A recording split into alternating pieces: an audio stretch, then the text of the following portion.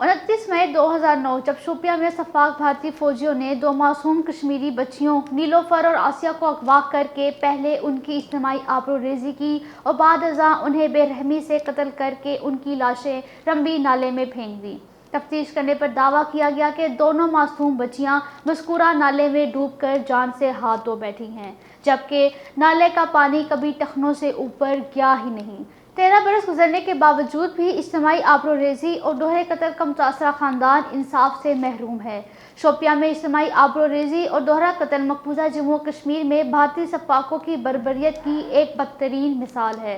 शोपियां में 2009 में आज ही के दिन नीलोफर और आसिया की आबरूरेजी और दोहरा कत्ल भारतीय अफवाज के अदारा जाती और मुनज़्ज़म तशद्दुद का जीता जागता सबूत है, जिसे भारत मकबूजा जम्मू कश्मीर में 1990 से मुसलसल इस्तेमाल कर रहा है। इस दर्दनाक को ना भूलने वाले साहनिया के खिलाफ अहले कश्मीर ने 40 रोज तक एहतजाज और मुजाहिरे किए।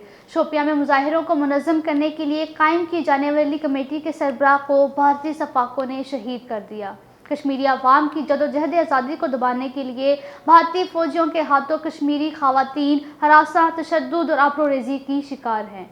1990 से मकबूजा जम्मू कश्मीर में तैनात भारतीय सफाकों के हाथों आबरूरेजी, इज्तिमाई आबरूरेजी और दस्तराजी के 11,255 वाक़यात रिपोर्ट हुए हैं। कश्मीरी अवाम के खिलाफ घिनौने जराइम के इर्तिकाब पर भारत को कटघरे में लाया जाए। मकबूजा जम्मू और कश्मीर में भारत की तरफ से जंगी हरबे के तौर पर इस्तेमाल किए जाने वाले जिनसी तशद्दुद को रोकने के लिए बैनुल-अक़वामी बरादरी को अब बेदार होना चाहिए।